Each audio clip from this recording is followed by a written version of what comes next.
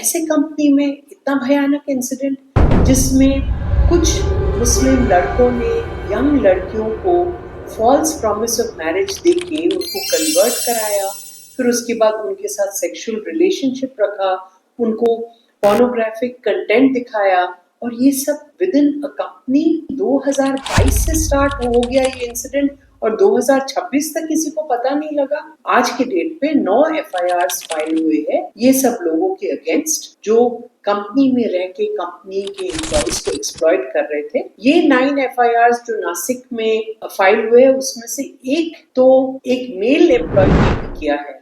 इसी से आप अंदाज लगा लीजिए कि किस हद तक ये लोग गए थे। अब हम देखते हैं कि कानून में आपके पास क्या ऑप्शंस है। अगर आप किसी कंपनी में काम कर रहे हैं तो सबसे पहले आप ये समझिए कि उस कंपनी में prevention of sexual harassment at work place applicable है। ये एक ऐसा एक्ट है कि आप अगर किसी कंपनी में काम कर रहे हो और आपको कोई हैरेस करे तो आप उस कंपनी की कंप्लेंट कमेटी में जाके आप एक कंप्लेंट लॉन्च कर सकते हैं और मैनेजमेंट उस पर जरूर एक्शन लेगी और जो भी आपको सता रहे हैं उसके खिलाफ एक्शन जरूर लेगी। इसके अलावा जो टीसीएस में हुआ कि फॉल्स प्रॉमिस ऑफ मैरिज, ये तो क्रिमिनल ऑफेंस हुआ, तो ऐसे केस में आप क्रिमिनल केस फाइल कर सकते हैं और पुलिस ऐसे लोगों के अगेंस्ट एक्शन ले सकती है। इसके अलावा आप किसी के रिलीजियस सेंटिमेंट्स को हर्ट करें, उनकी रिलीजियस राइट्स और उनकी रिलीजियस सेरेमनीज के बारे में मजाक उड़ाए, ये भी एक ऑफेंस है। इसके अगेंस्ट भी आप एक कानूनी कंप्लेंट फाइल कर सकते हैं। और सबसे बड़ी बात ये है कि अगर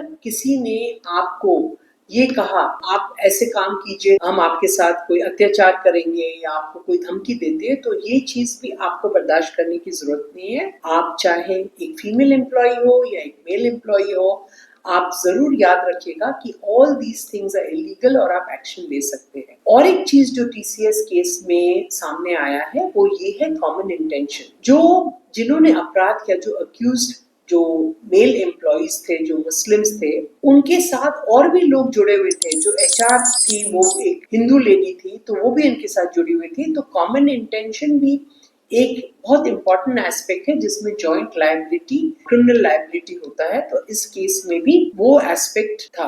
अब हमको ये समझना चाहिए कि अगर आपके खिलाफ किसी भी कंपनी में कोई ऐसी चीज हो रही है जो आपको लगता है सही नहीं है, तो आप इमीडिएटली रिपोर्ट कीजिए, या तो कंपनी के कंप्लेंट सेक्शन है वहां कीजिए या आप पुलिस के पास जाइए।